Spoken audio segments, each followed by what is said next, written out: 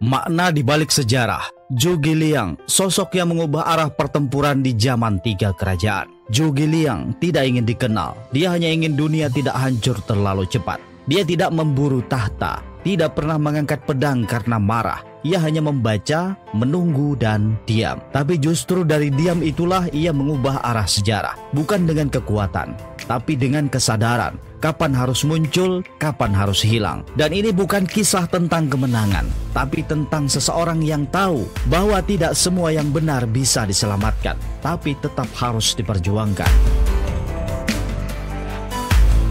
Sebelum Zhuge Liang dikenal sebagai Kong Ning, sebelum ia digambarkan memegang kipas bulu di medan perang, ia adalah seorang lelaki muda yang memilih untuk diam, untuk bersunyi di dalam ketenangan. Di saat dunia saling menebas, ia justru berjalan ke pedesaan Longzhong, menanam, membaca, mengamati angin dan pergerakan bintang. Bukan karena ia takut pada dunia, tapi karena ia tidak ingin menjadi bagian dari kebisingan yang tidak membawa arah. Orang yang benar-benar ingin membenahi dunia harus lebih dulu menjauh darinya. Zhuge Liang tidak mengirim surat kepada penguasa, tidak meminta jabatan. Ia membiarkan namanya nyaris tenggelam karena ia tahu yang terburu-buru muncul akan cepat dilupakan. Orang menyebutnya naga tidur, tapi ia bukan tidur. Ia sedang membangun kesadaran, membaca pola-pola dunia yang tidak terlihat oleh mata yang terburu-buru. Dan dari balik tirai bambu, ia melihat bahwa negeri ini tidak butuh pahlawan gagah, tapi seseorang yang cukup tenang untuk mendengar detak halus sejarah sebelum ia terjatuh. Dan dari sanalah semuanya dimulai, bukan dari pertempuran, tapi dari hening yang dipilih dengan sadar. Saat dunia mulai terbelah, para jenderal saling berebut tanah, istana, dan tahta. Kaisar tinggal simbol. Keadilan hanya jadi cerita masa lalu. Orang-orang yang kuat mengangkat senjata. Orang-orang yang lemah mencari perlindungan. Tapi Zhuge Liang tetap tinggal di Longzhong. Ia tidak lari, ia juga tidak melawan. Ia mengamati. Dari kejauhan ia menyaksikan dunia terbakar, tapi ia masih membaca angin. Karena ia tahu badai tidak bisa dilawan oleh kemarahan. Ia tidak melihat pertempuran sebagai panggilan, tapi sebagai gejala. Gejala dari sistem yang sudah terlalu lama menunda kehancurannya sendiri. Ia bukan pengecut, tapi ia tidak mau masuk ke medan tanpa arah. Ia menunggu, bukan kesempatan, tapi getaran yang tepat. Dan ketika angin itu berubah arah, saat napas sejarah mulai membelok, ia tahu dalam waktu dekat seseorang akan mencarinya. Dan bukan karena ia terkenal, tapi karena dunia sudah terlalu rusak, hingga hanya orang yang hidup dalam hening yang bisa membacanya. Liu Bei datang sekali, ia tidak keluar. Datang kedua kali, ia tetap tidak membuka pintu. Baru ketika Liu Bei datang yang ketiga kalinya, Zhuge Liang muncul dari balik bambu dan membuka arah dunia. Orang sering salah paham. Mereka kira Zhuge Liang itu sombong, tapi ia hanya sedang mengamati niat. Karena dunia ini terlalu sering mendekati orang yang hebat, lalu membakarnya begitu tak sesuai keinginan. Zhuge Liang tidak mencari pemimpin yang kuat. Ia menunggu pemimpin yang cukup sabar untuk memahami bahwa dengan modal kekuatan saja tidak akan cukup untuk bertempur. Kalau kau tidak bisa menunggu dalam diam, maka kau tidak akan kuat berdiri dalam kekacauan. Liu Bei menunggu. Ia datang dalam hujan, meminjam tenda dari rakyat, tidur di bawah angin, dan tetap tidak menyerah. Zhuge Liang tahu orang ini bukan sempurna, tapi mungkin ia cukup tulus untuk diberi arah. Maka ia pun keluar, bukan dengan jubah megahnya, bukan dengan pasukan, tapi dengan peta di pikirannya yang selama ini telah dirancang dengan sempurna. Dalam pertemuan itu hanya satu kalimat, kalau engkau bersedia berjalan di jalur sulit, maka aku akan menunjukkan jalan yang tidak dilihat oleh siapapun.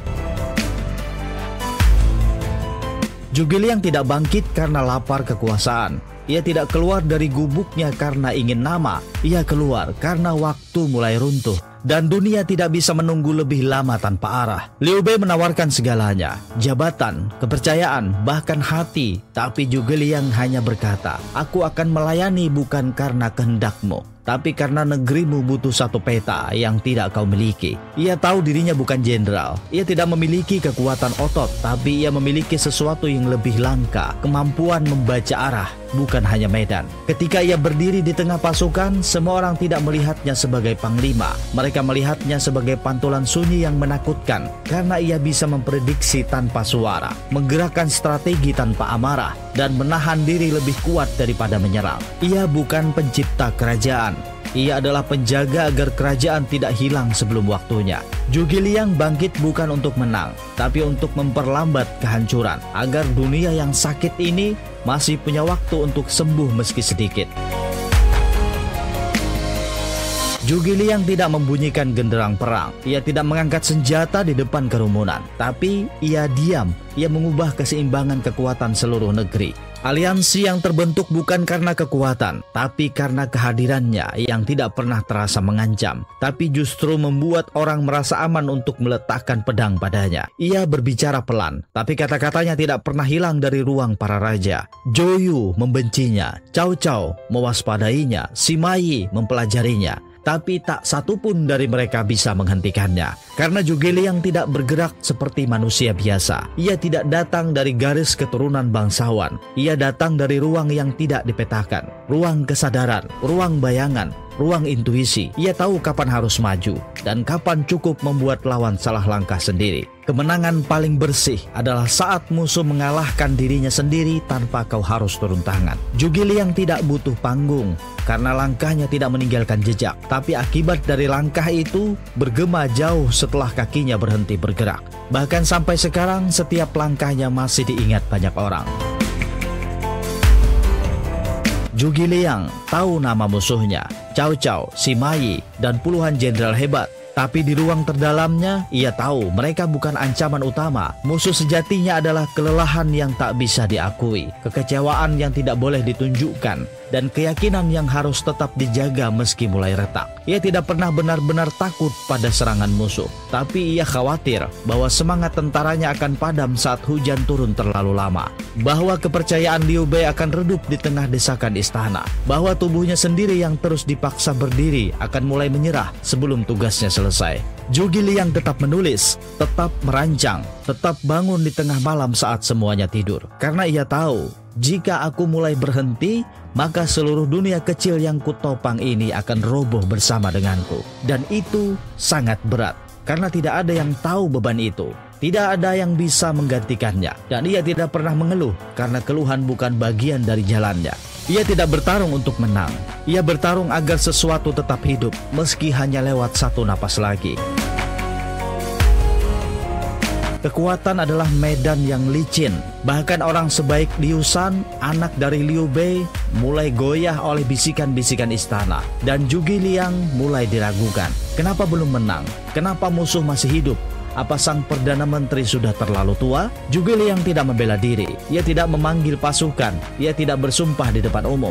Ia hanya mengambil kuas dan menulis surat yang hingga kini masih dibaca oleh mereka yang ingin tahu apa arti pengabdian sejati. Hamba bukan orang hebat, tapi selama napas ini masih tersisa, hamba tidak akan pernah berhenti mencoba membayar kepercayaan yang Paduka wariskan. Surat itu bukan untuk menyelamatkan dirinya, tapi untuk meninggalkan pantulan, agar suatu hari nanti seseorang membaca dan sadar. Orang ini tidak mencari penghargaan. Ia hanya tidak ingin mati sebelum harapan yang dipercayakan kepadanya benar-benar selesai. Zhuge Liang tahu ia tidak akan diingat karena menang, tapi ia ingin dikenang sebagai seseorang yang tetap berdiri meski alasan untuk berdiri mulai hilang.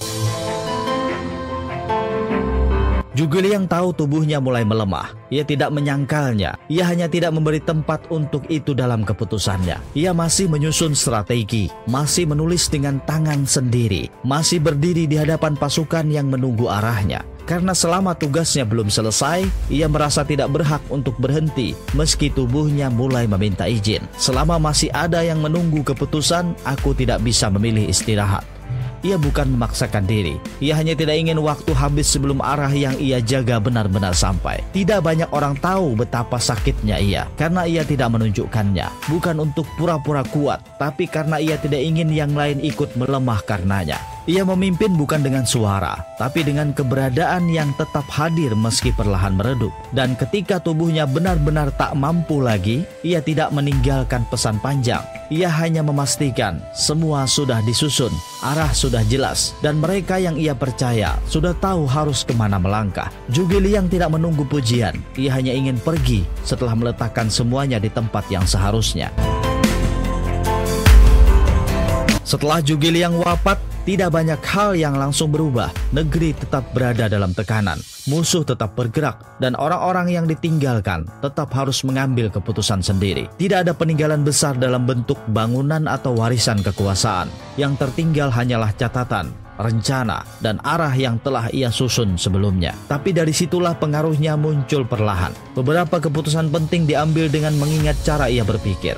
Beberapa kesalahan dihindari karena pernah ia peringatkan. Dan beberapa orang yang dulunya ragu mulai memahami mengapa ia memilih jalannya seperti itu. Zhuge Liang memang telah tiada, tapi pola pikirnya masih tertinggal. Cara ia melihat masalah, cara ia menahan diri, cara ia menempatkan kepentingan jangka panjang di atas kepentingan pribadi. Ia tidak mengajarkan itu lewat pidato, tidak lewat buku besar, hanya lewat tindakan yang diulang setiap hari dalam diam.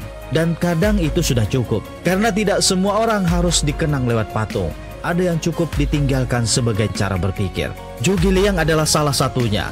Tubuhnya selesai lebih dulu, tapi bayangannya tetap menyertai arah. Zhuge Liang tidak hidup untuk menjadi besar. Ia tidak menulis sejarahnya sendiri. Ia hanya berjalan dalam jalur yang ia anggap perlu.